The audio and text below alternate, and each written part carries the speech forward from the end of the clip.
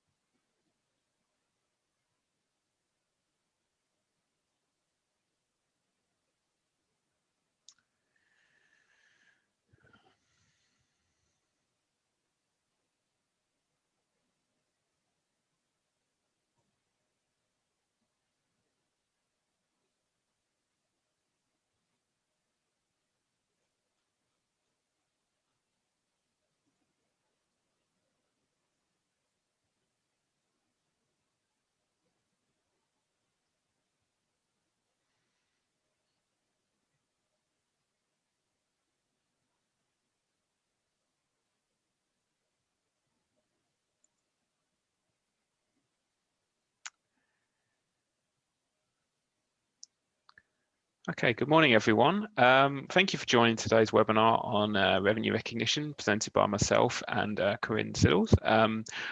For those of you who haven't been to one of our webinars before, we've been running them probably now for a course of about the last 12 months on varying topics, and including kind of business combinations, impairment analysis, convertible notes, share-based payments. And today we've got a session for you on revenue recognition.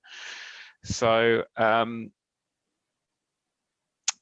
firstly, I'd just also like to introduce you to Corinne. Corinne is our director in our audit division, and she's one of our resident NFP specialists. So Corinne, I don't know if you just want to say a few words before we get started. Yeah, thank you, Alan. Great to be with you all today. So also a director in the audit team with Alan, head up our NFP team. So we have a team of professionals trained in issues specific to not-for-profit entities. More specifically, we work with community services, industry bodies, health and disability services. So I'll be coming back towards the end of Alan's presentation today just to talk about specific application issues relevant for NFP entities, because they are a little bit different to other types of for-profit companies. And up front, I'll apologise. I have had a bit of a cold, so I can come across sounding a little bit nasally, but I'll do my best for you. So just hang in there with me. Thank you. Thanks, Corinne. All right, so no, I just thought it would be good. I know initially we thought it would be good to bring an NFP aspect to this based on kind of, the participants on the call. We've probably got about 25% roughly of clients that, or advocates that represent the NFP space. So we thought it would be good for you guys just to have that kind of a bit more detailed knowledge. So we'll get started today. So if you do have any questions, there is a Q&A function in Zoom that you can kind of raise any questions that you have as we go through. Also, there'll be an opportunity to ask questions at the end. Alternatively, you can email either myself or Corinne, and we'll get back to you with any kind of specific questions that you might have. So I guess without further ado, we'll get started. So AASB 15 has been around now for a little bit of time. It first became effective in 2018, and so now we all should be fully applying AASB 15, which is a standard for revenue recognition. It's been fully effective. So the only time that you might have an issue here is if you are kind of a startup entity potentially looking to do an IPO. You may not have complied with this previously. So when you go back and do your historical audits for your IPO, going back 2-3 years in time, you might find that you need to implement this for the first time and go through that process. So for you, that might be important for you to kind of understand this, but for most of us out there, we should be kind of across the AASB 15 standard right as we stand now. So there are 5 steps to the process, and I'm going to take you through each of those 5 steps this morning, and we'll go from there. So just at a high level, the 5 steps that we're going to discuss today when we look at AASB 15 are identifying a contract, identifying the performance obligations, determining the transaction price, allocating the transaction price, and recognizing revenue. So these are kind of how we're going to step you through the process, just to make you understand, or give you an understanding of how we go about recognizing revenue under this standard. And we do have a few examples as we go through to put it in kind of more of a practical context, just so that you guys can kind of you know, get some kind of commercial understanding there of how we apply this. So I will just start off on a little bit of the scope of the revenue standard. So it applies for all contracts for customers to provide goods or services in the order course of business, except for leases, insurance contracts, financial instruments, non-monetary exchanges. With the lease standard, obviously that's also a new standard that's come in the last couple of years. So any kind of leasing arrangements that we have with a company, whether we're the finance lease or kind of a traditional operating lease, we would go to AASB 16, so it wouldn't be included in this revenue standard. Likewise, insurance contracts have their own standard, and financial instruments are also covered off by AASB 9 and AASB 13. So those are kind of the key areas which you wouldn't include in the revenue kind of standard. And this mainly obviously impacts kind of financial institution kind of type clients, or clients that really operating a leasing model to customers. So for example, if they're leasing equipment to third parties to generate their revenues for that way, you would use AASB 16 as opposed to AASB 15. So other than that, everything else is in play for us.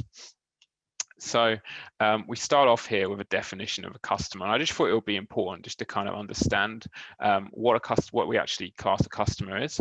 So a customer is a party that has a contract with an entity to obtain goods or services or an output of the entity's ordinary activities in exchange for consideration. So that's the definition of a customer there. I think we're all pretty kind of clear on the understanding of that, and that's just how we kind of apply the revenue standard to when we're dealing with our customers. So obviously there's varying types of revenue transaction that we can have, and we will step through them as we go through. I think from our side, you know, probably when it comes to revenue, when we have a customer that's, or a business which is selling goods or services to a client, we tend to that revenue recognition tends to be quite straightforward, because essentially it is just when we've serviced our client, we've given them the goods, and they're on their way. When it becomes a bit more grey is when we have kind of long-term contracts, you know, house construction, IT service provision, etc. So they're going to be the real kind of different differentials that we're going to focus on today when we look at varying different types of customer that a business might have. So a counterparty is not always going to be a customer. It's just something to bear in mind as you kind of work through your specific contracts with customers. Just a little bit again, just coming on to the scope. So we will look at contracts where potentially they will have a revenue component, but then they might also have a leasing component. So if we are in a situation where we've got a contract like that with our customers, we'd obviously look at the revenue component under AASB 15 and the leasing component under AASB 16. So that's just something to bear in mind as we go through. So as I mentioned at the start, we will go through the 5 steps, and we'll start off with step 1, which is identifying the contract with a customer. So a contract is an aggregate agreement between parties that create enforceable rights and obligations. So for a contract to exist, we need to meet the following criteria. So the contract must be approved by both parties, and then they intend to honour it. Each party's rights can be identified. Payment terms can be identified. Risk, timing, or amounts of entities' future cash flows are expected to change. The contract has economic substance. It's probable the entity will collect the consideration, customers the ability, and has the intention to pay. And we need to reassess these at each reporting period. So for a contract to exist, you've got to tick all these boxes. So all 5 of those ones up there. It's also important as kind of contracts go on, you know, you might find that you do have a sunset clause in some of these contracts, making sure that you've got them updated with your customers. I mean, in my role as auditor, sometimes when we are going for our contract review, we do often raise management letter points to our clients, some of our clients, to say in respect of maintaining those agreements with all your at least your material customers, just so that you've got that evidence there that the contractual arrangement does exist. Whilst you do have transactions going through and such like, just for kind of record keeping and best practice and governance, it's really important to have these contracts signed and also monitored to make sure that they are up to date. Like I said, if you've got a contract that lasts for 3 years, you need to make sure that you've got processes in place within your internal governance function to make sure that these are renewed as you go through as time passes. So it's just something to bear in mind. So that's really the step one of when we're looking at revenue, is we just need to make sure that we've got a contract with all our customers. So contractual cash flow characteristics. So a contract that is an agreement between parties that creates enforceable rights and obligations. So all of the following also need to be met in respect of this. So the contract needs to be approved and both parties intend to honour it. So whilst we've got the first 5 components on the previous slide, we obviously need to make sure that both parties have signed the contract. Each party's rights need to be identified within the contract. So quite often the contract, when you look at one of these contracts when it starts, you've got your key terms and your definitions up the top, and then you might go into kind of the consideration, delivery, payment terms, and then at the bottom, you normally have rights in respect if there are any disputes within the contract and how we'd kind of resolve that as we go through. We also need to make sure we identify the payment terms, as I just mentioned. So usually, it depends on your own standard terms, but you just need to make sure within the contract, you're saying 30 days or 14 days or however you see fit. The risk, timing or amount of the entity's future cash flows are expected to change. So making sure the contract does have some kind of economic substance and there is kind of a service provided as part of that. And it's probable that they'll collect your consideration. So when you do start a new relationship with a new customer or client, you just need to make sure that you've done like your credit checks and got them in place, so that you can, you're going to get paid for the work or goods that you provide. Quite often, you do see with larger contracts, people pay deposits up front, and we obviously would, defer that revenue to a time when we've actually performed the obligations, as we'll go through. But essentially, this is kind of how we kind of monitor that through credit checks in essence. And again, we reassess at each period. So if we don't meet the contract criteria, so if we don't have all those things in our contract, or we don't have a contract with a customer, we only recognise revenue under these circumstances. So either the entity has no remaining obligations to transfer additional goods or services, or the contract has been terminated and the consideration received is non-refundable. So say, for example, we're halfway through a project and then we decide, okay, we don't want to do that anymore, or we have an agreement with both parties that we want to go each way. We basically just get paid for the work that we've done and then we shake hands and part ways. So whilst the first point up there is more around the fact if we don't have a contract with somebody, and if you're in a retail space, for example, and somebody goes in and buys some stuff from a shop, you're not going to have a contract with them. They're just going to take it to the counter and pay for it. So it's just making sure that once they've paid for it, effectively the goods are theirs and they can kind of move on, and you obviously collect the revenue there and the cash for that transaction. So just a common sense and judgment rule does apply, but they're the kind of 2 exceptions there. So when we don't have a contract, these are the things that we can kind of go to as more of a backup, I would say. Any consideration received where the arrangement is non-contract with customer is recognised as a liability until either of these events occurred. So if we do, for example, like I mentioned, pay a deposit, we'd obviously defer that over until a time when we have actually performed that service for the particular customer. So we do often see in kind of the construction space and kind of the IT, maybe scientific development space, you do get contracts which are separated into different kind of components. So you can see from the pie chart there, you've got this particular contract might be split into 3 components. So 1 is kind of the design, 2 is the labour and materials, and then 3 is the ongoing project management services. So an entity can combine more contracts into one specific contract as they see fit, and that often kind of works out as we come through in terms of getting a discount or such like with that. So like I said there, we could negotiate as a package with a single commercial objective, or the amount of consideration pay for one contract then flows into the next contract. So the goods or services promised are in a single performance obligation. So for example here, if you took this, if you had an IT system potentially that you did the design phase or an implementation of an ERP, you then have the time and the hardware as part of building that project, and then the ongoing kind of support and setup and staff training and stuff. So it all is essentially potentially could be seen as one performance obligation, and we'll come on to performance obligations shortly, which is now. So step 2 is identifying our performance obligations. So these are the things that we need to do as part of that process. So firstly, we need to assess the goods and services promised and determine whether each promise represents a performance obligation.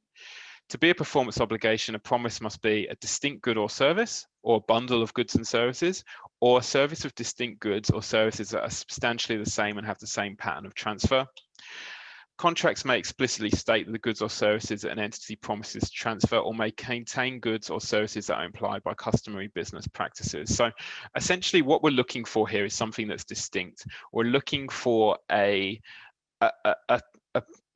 kind of portion of the contract that we can say, okay, we've achieved this objective, the customer's happy with the output, and then we can recognize revenue and we have achieved, we can receive payment. So when you're looking at sale of goods, that's obviously very straightforward, because you know you've agreed with the customer that you're going to sell them an amount of goods. You then package that up, you go through your warehouse, you pick the goods on the picking list, you put it on the truck, you sign off with the delivery man, or if you've got your own delivery guys, they'll drive it to the customer site. And then, you know, at that point in time when the transfer of goods occurs, that's obviously when the performance obligation's been satisfied, and you recognize your revenue. So it's about, having said that, in a more complex kind of environment, you know, and we'll come on to kind of housing contracts and construction of houses, it can be a bit more ambiguous about what's actually been completed. And, you know, say, for example, you've got a house or an apartment, there will be a few intricacies there that I'll run through with you shortly. I've got an example coming up. So this flowchart is just really for your own benefit and records, which how we kind of identify what distinct actually is. So it's quite a handy thing to have, you know, when you are working through your contracts independently at your respective businesses where you guys are working at the moment, and you can kind of understand there what we actually mean by distinct, and we can come to a position using this flowchart. Are we happy that these services, this specific part of our contract is distinct? And you can kind of work through that. So I think that's quite handy just print it, even if you just print that out as one slide, it's pretty helpful. So I've got an example here. So this is what I was talking about when we come to building a house. So we enter into a contract to build a house. Contractor A is responsible for the overall management of the project and identifies the various goods or services to be provided, including engineering, site clearance, foundation, procurement, construction, plumbing, wiring, and fishing. Contractor A and its competitors regularly provide these same goods or services separately to other customers. So how many performance obligations are there? And this is a really interesting question. And I think there's no necessarily right one answer, and it really does depend on the actual makeup of the contract. For a construction contractor who's building a house, you might find that the house is completed in stages. So you might say, okay, we'll build your foundations, and then we'll put the framing up, and then we'll do all the brickwork, and then we'll do the interior and electrics and plumbing. So you might find that you might have 4 or 5 separate performance obligations there. So when each stage of the construction is complete, you can effectively recognize revenue, because there's a point in that contract where the customer can effectively, once the foundations are done or once the framing and brickwork's put on, they might want to use a different contractor to do their interior, for example, or a different sparky to do the electrics.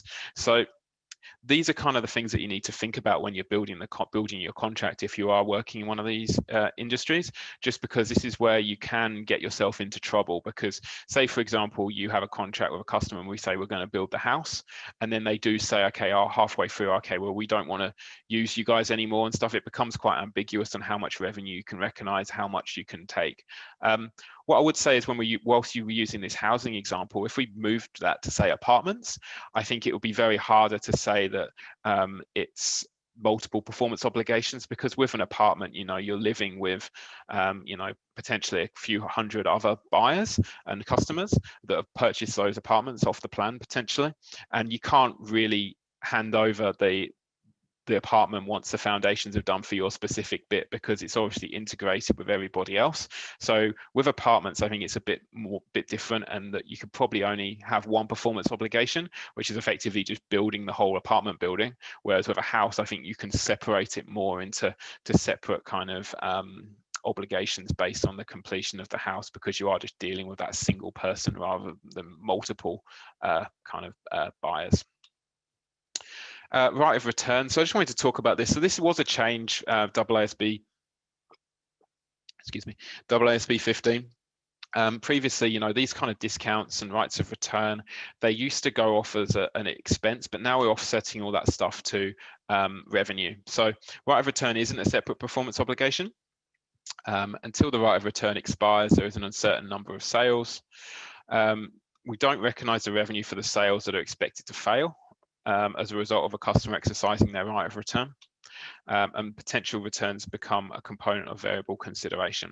So I've got an example, I think, coming up on this one, which is also something for you guys to look at. So this is effectively, it's quite straightforward. Obviously, we're assuming an entity sells 10 products for $10 each. They expect that 3 will be returned. Each item has a cost price of $8 and can be resold. So in this case, we've obviously got our initial entry of the sale being the 100 debit cash credit revenue for 100, debit cost of sales 80, credit inventory 80. And then to recognize the right of return, we effectively just work out the initial cost for those 3, and we offset that to our revenue, credit to refund liability, which will obviously likely be paid out in cash, or potentially exchanged for another good, depending on how you would do that. So effectively, once you get that refund liability, you'd either go debit refund liability, credit cash for a cash refund, or credit inventory if you're just going to give them a replacement product. So if things can't be returned, obviously there's a little bit of a difference there, in that you just effectively would have to give the cash back and then potentially book another expense for that. So to refund the customer, and then because you wouldn't be able to sell the goods, say for example they were faulty. So effectively you'd book the initial entry, and then you'd also have to book a cost for refunding the customer, even though you've got no use for the goods that they've given you back because they're broken. So that's just something to bear in mind as well. Got some examples here of just some other performance obligations, just to kind of take you guys through. So providing a service of standard, ready to provide goods or services. So this basically, in terms of software updates and when they become available, and we'll talk about as we go through the presentation towards the end about when we work the timing of we actually recognize revenue, and that's really when this kind of comes into play. Obviously there's warranties, which we do have, which are classed as a separate performance obligation. So these are kind of like when you buy a TV in JB Hi-Fi and they come up to you and they say, do you want to buy the 3-year extended warranty? Some people decide to do that, and so then this would become a separate kind of performance obligation as part of the sale.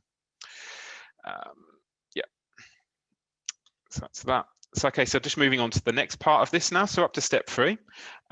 So determine the transaction price.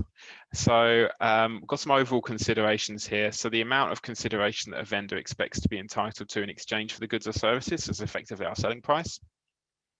The nature, timing, and amount of the consideration promised by a customer affects the estimate of the transaction price. The transaction price does not take into account expectations about whether the contract will be cancelled, renewed, or modified. And this is kind of like a good example there of the things that do make up the transaction price. So sometimes we do have variable consideration depending on the number of units we sell. Usually this is based on volume. So say, for example, we sell 1,000 units. They might be for $10 each. If we end up selling 2,000 units, we might sell them for $9 each. as a kind of variable consideration component based on a volume discount with our customer. So that's something that we need to consider. Obviously, consideration is cash. We do have non-cash consideration there as well. So, you know, sometimes in the startup space or the small listeds, we're paying our consultants and potentially suppliers in shares rather than cash. So we can also do that, and we've got a slide on that as we go through. And then sometimes we do use financing components as well. So say, for example, we buy a car, and then there would be some people, you know, choose to take out finance on that car, and when they purchase it, and that will be a component of the transaction price as well. So variable consideration is probably the most thing I wanted to talk about most, just because, you know, if you go back to this, the consideration payable to customer is pretty straightforward. The non-cash consideration is a little bit to it, and the financing component is obviously significant as well. So start off with variable consideration. So these are kind of the things that make up variable consideration. So discounts. So previously, discounts potentially will go against your cost of sales line, but now they're an offset to revenue. Likewise with rebates and incentives. Refunds, obviously, which we spoke about with the right to return example previously. Credits, if we do give our customers credits. Any concessions, that's kind of really the same as discount. Performance bonuses, so we might kind of give you know, a discount based on volume of sales if our customer are kind of ordering more. Any penalties, so say for example they don't meet their payment terms and we begin charging interest on the invoice, that will kind of meet the definition of variable consideration. We take that as revenue as well. And any kind of refund liabilities that we have, I guess, just in terms of the kind of tied in with refunds there. So estimating the variable consideration. So there's two ways to do this. So the expected value or the most likely amount. So you can read those there. So the expected value, the sum of probability weighted amounts in a range of possible consideration amounts, or the single most likely amount in a range of possible consideration amounts.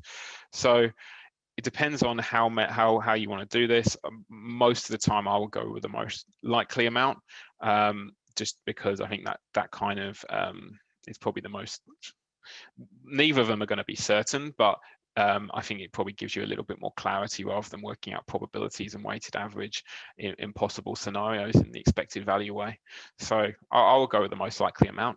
If it was me, obviously both are options, but that would just be my preference. So when we do estimate it, we just basically work out what we think that's going to be.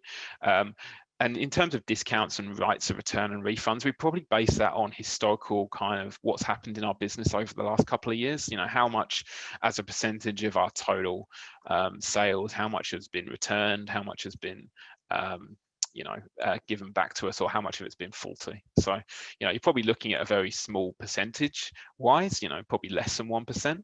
But, you know, if you've got $250–300 million of sales, you know, then that can become, you know, a significant amount. Okay, so so basically the constraints on this are just aimed at preventing the over recognition of revenue.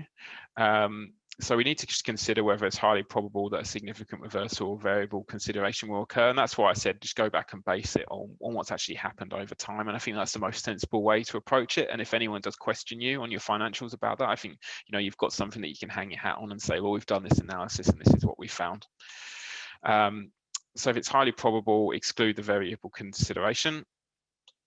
If it's not highly probable, include the variable consideration. So consider likelihood, magnitude, and likelihood and magnitude are really the key things to issue here. So if we've got a sale and it's like, you know, for example, $2 or $3 million, and the variable consideration part is, you know, based on how much training somebody takes on, and the training might be billed at, you know, a couple of $100 an hour, you know, we're talking about, you know, couple of grand or something, then it's probably not really worth worrying about estimating it. I'll probably just book it when it actually happens, and then it, you know, from a materiality perspective, it'd be unlikely to be material based on the quantum of the overall sale. So just on the non-cash consideration, just wanted to talk about that.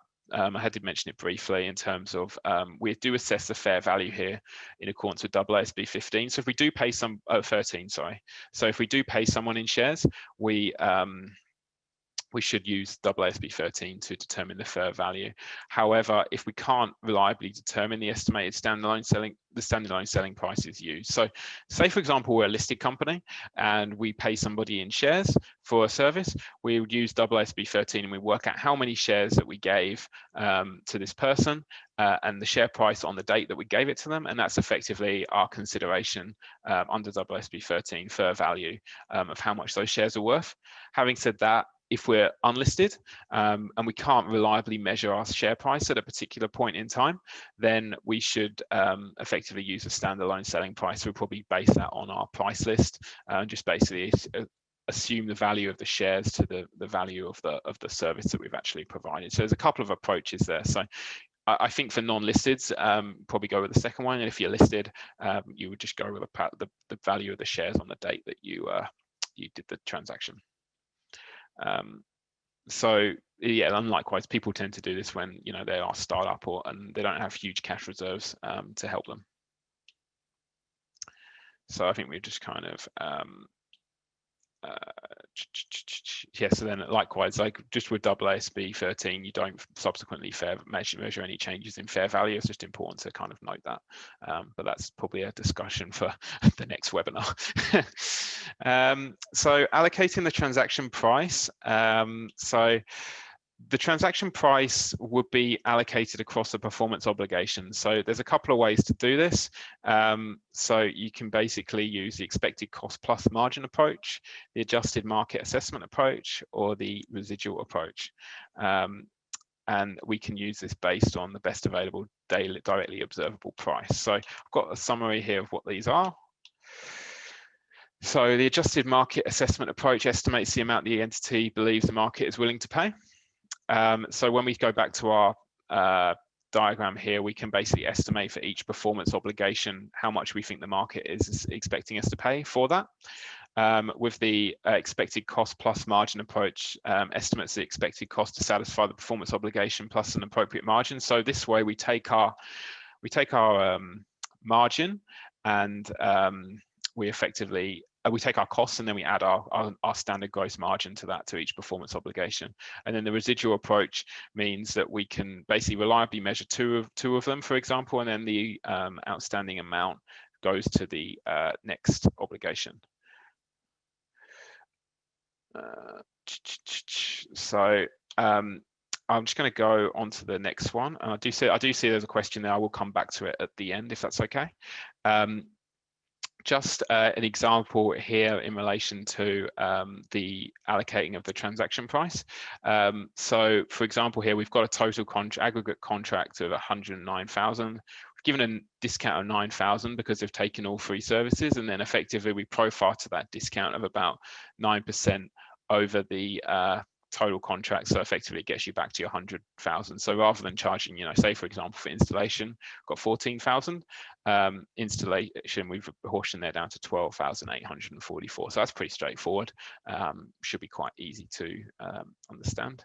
So just before we go back to recognize revenue, will read out this question. So we sell magazines for a third-party distributor. We only recognize net revenue based on previous sales experience and adjust the revenue 6 months later based on the actual figures. I believe that is acceptable, but I probably just need to have a chat with you offline just to kind of go through the details of that. So feel free just to send us an email, and maybe we can just pencil in a time just to have a chat for 5 or 10 minutes. I'm more than happy to help. Okay. All right, so recognizing revenue. So this is the last stage now, so we're in step 5. So again, this is a really important diagram, and it's one of those ones I would suggest that you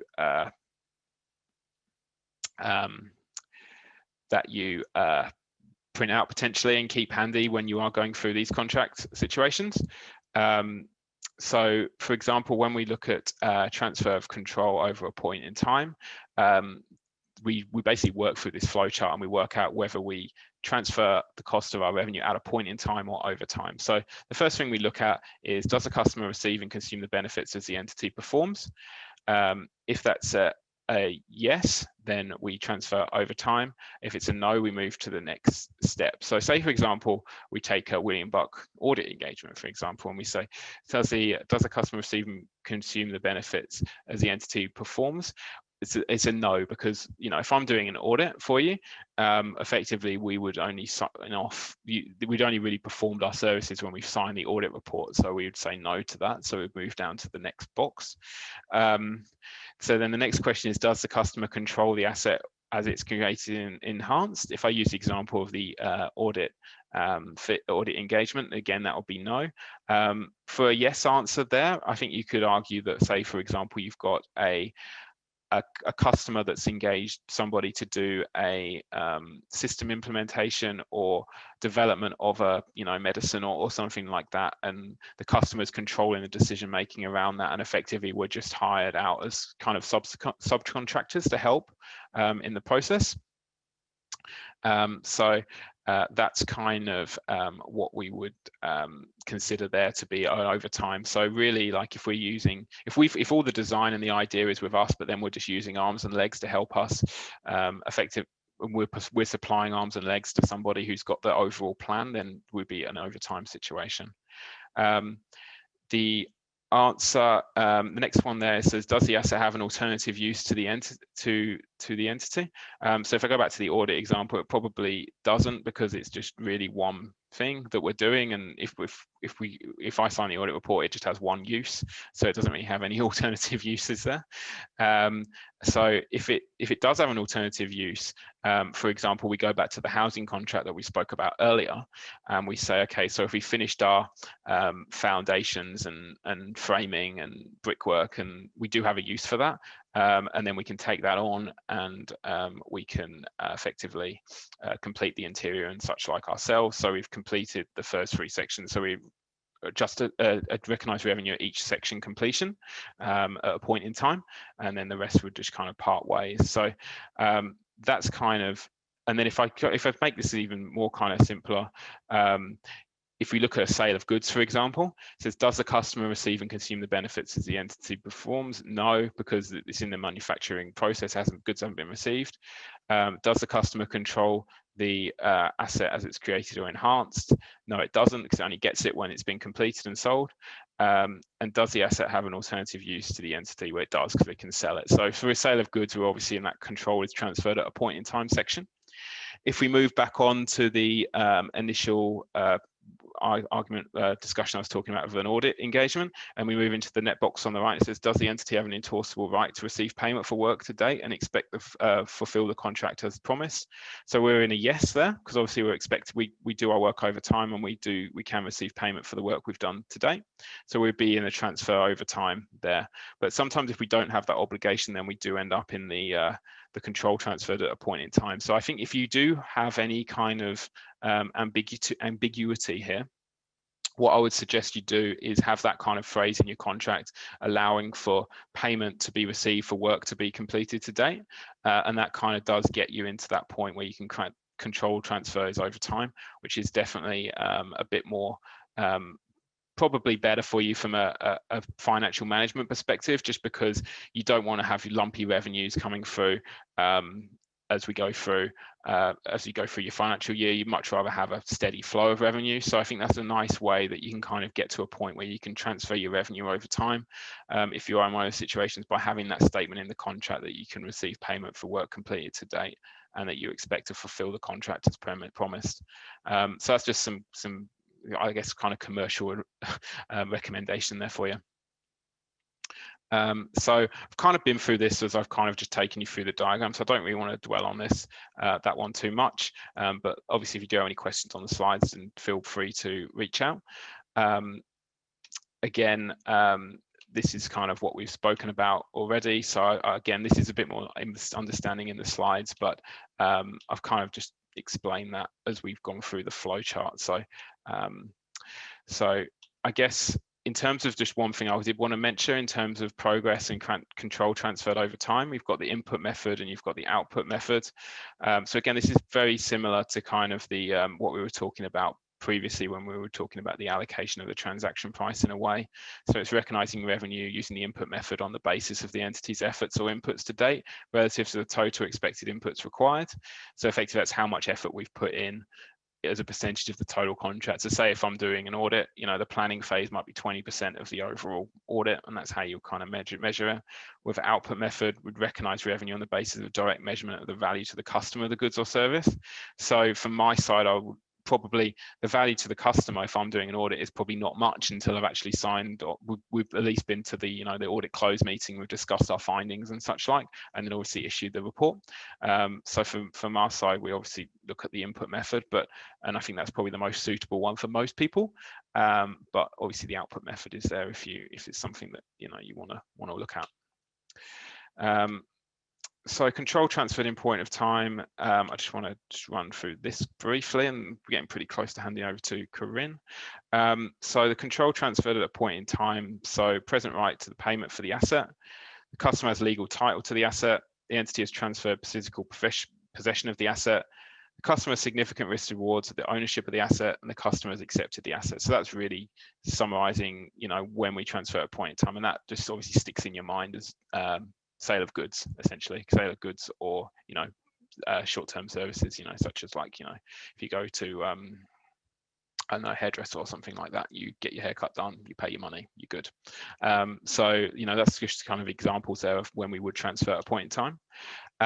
So that was probably everything that I wanted to cover, and I hope that, I know it was quite, hopefully not too rushed, and I hope you guys got some good knowledge and findings out of this. There is going to be a recording sent around, and also the slides as well. So if you did miss anything, if I went too fast, you please also feel free to reach out to me. I do have one more question before I hand over to Corinne.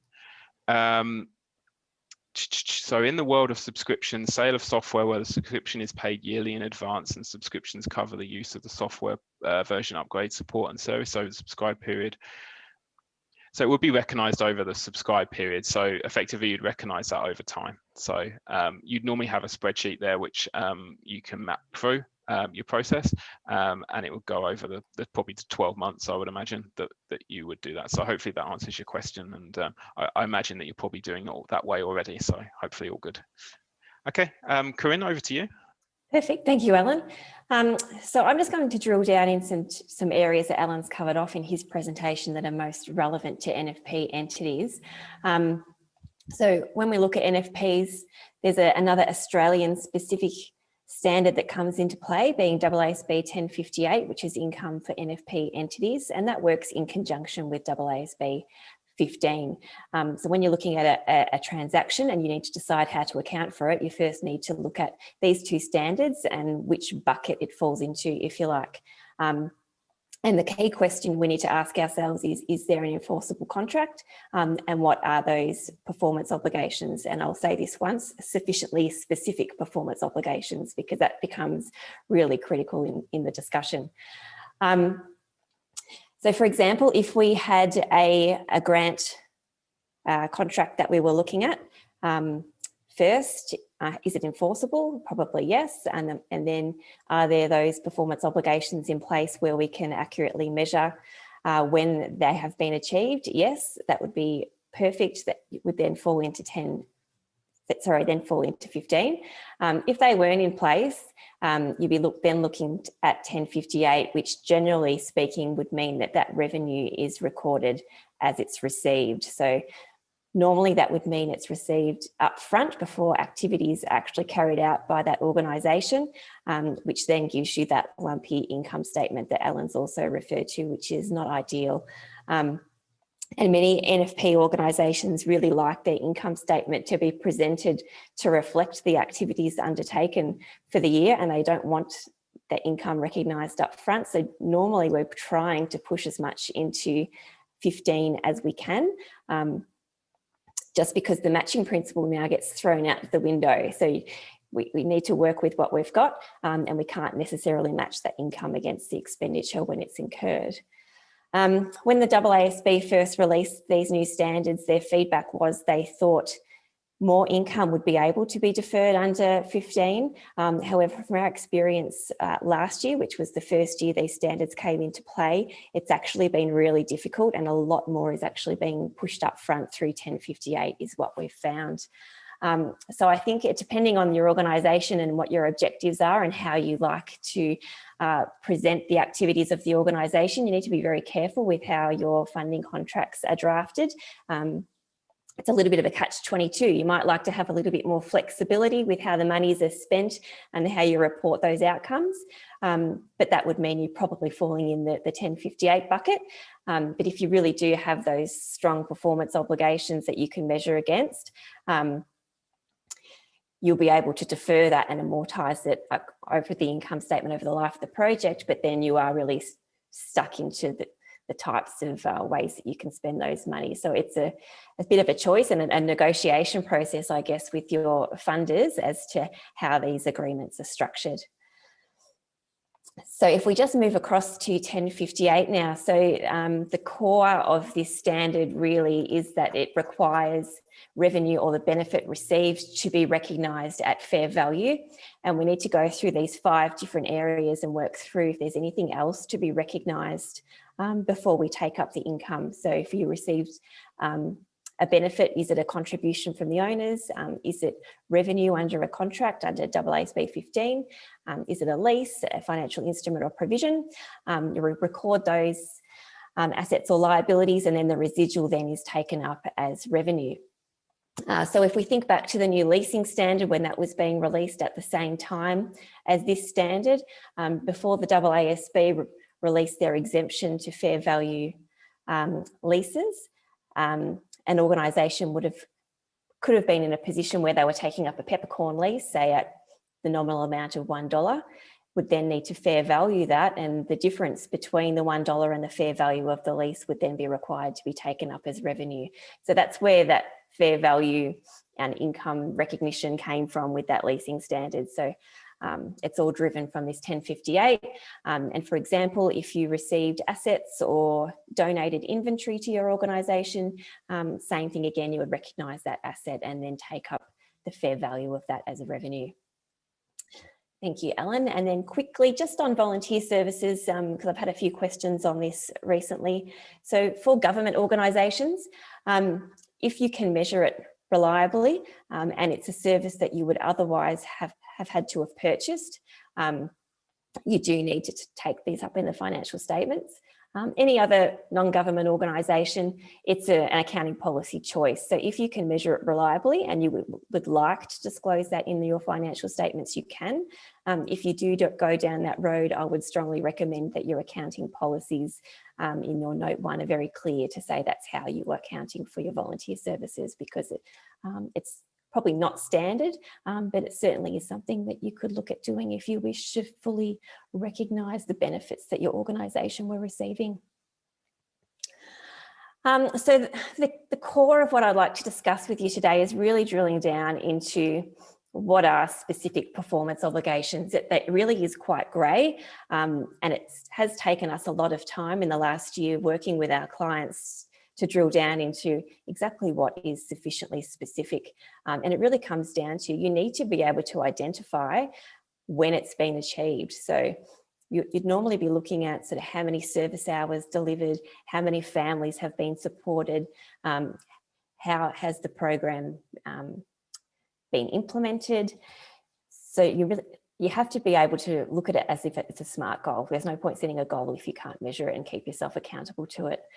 So this is a simple example that's been taken straight out of the standard, really. So we have an organisation that's received a grant for $50,000, and the terms of the grant is that it can be spent any way to further the operations of the organisation. And there's a time frame there where it's to be spent, so between the next financial year, and any unspent funds need to be repaid back to the government. So we used to look at that repayment clause as part of our do you control these monies, but now it really comes into play into, do you have an enforceable contract in place? So the fact that we have to repay any unspent funds doesn't impact on any way in how the timing of when revenue is recognised. So we say, yes, we have an enforceable contract in place.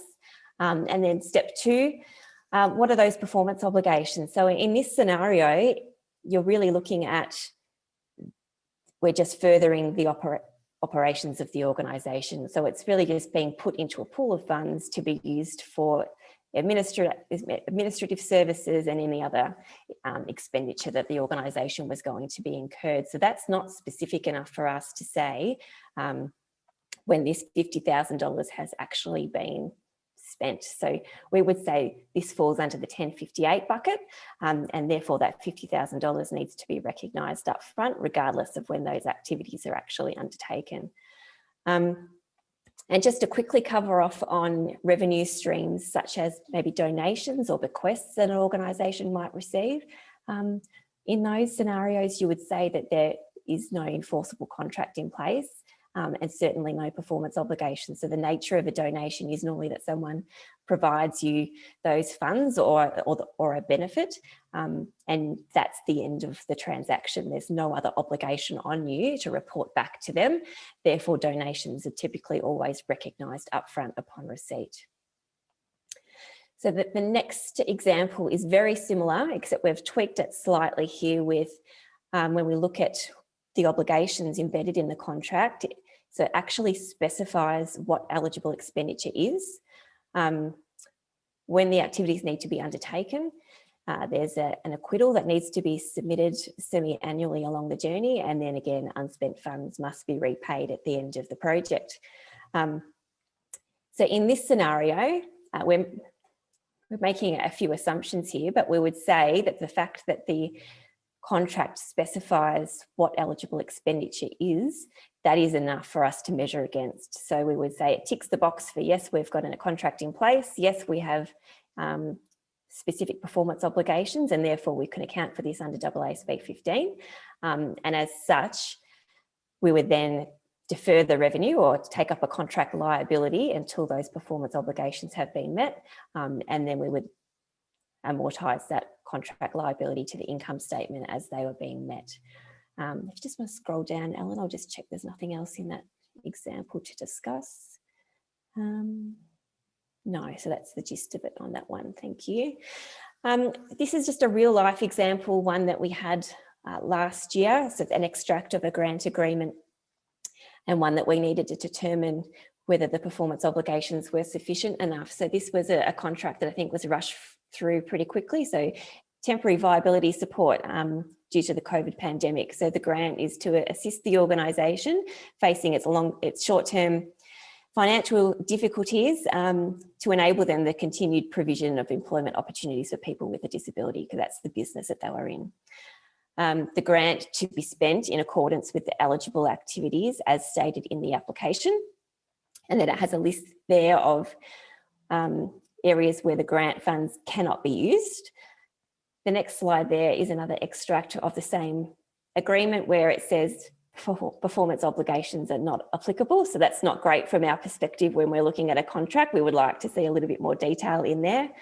And then the next one is that we have the timetable with when the deliverables need to be reported upon. So progress reports submitted along the journey. The difficulty is that we don't have any information about what needs to be put into these progress reports. What are they actually working to achieve? So we went back to the organisation and asked for a little bit more information. So because this agreement was linked back to the actual application form, we received that application form to see what activities they were obligated to carry out. And again, it was still quite general in nature. So it was to develop IT systems to enable them a quick response, to develop marketing initiatives so that the community understood that they were still operating, etc. Still very vague.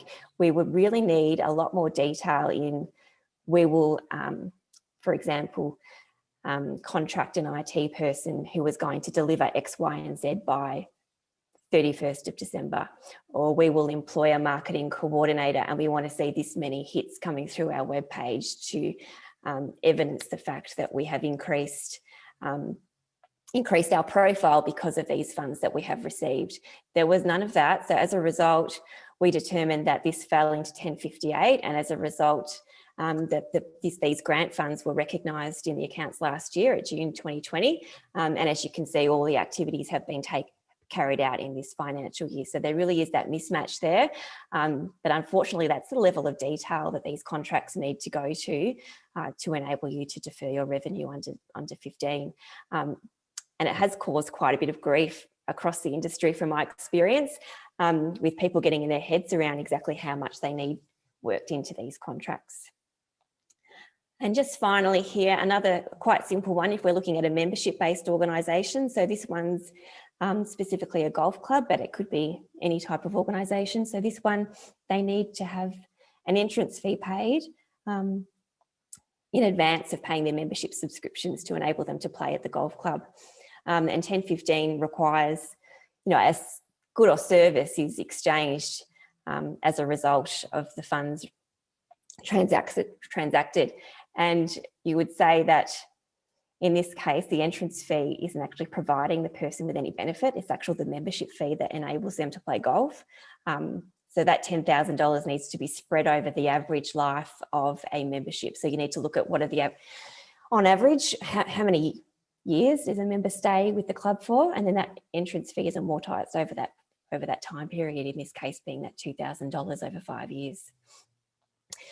Same concepts apply if you have an education organisation and they're taking enrolment subscriptions up front or anything else. You need to look at sort of, is that an actual benefit to that person now, or are they getting benefit from that in the future when you're looking at your revenue recognition?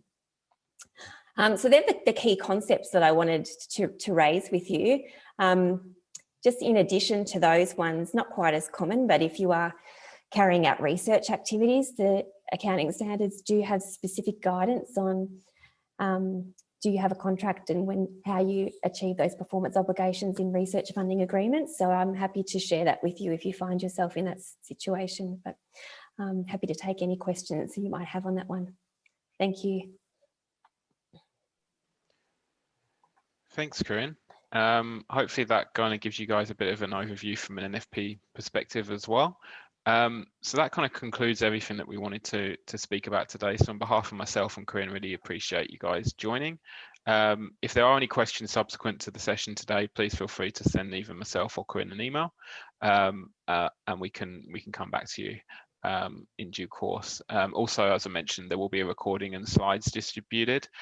Just kind of going forward in terms of these webinars, we probably will take a short hiatus over the reporting period, but we'll be definitely back in October with another one, the next one in the series, and we'll try and get another one done before Christmas as well. So there should be another 2 for this financial year. So as you've registered for this webinar, you will automatically be invited to the subsequent ones as well. So we look forward to hearing from you and seeing you hopefully virtually then.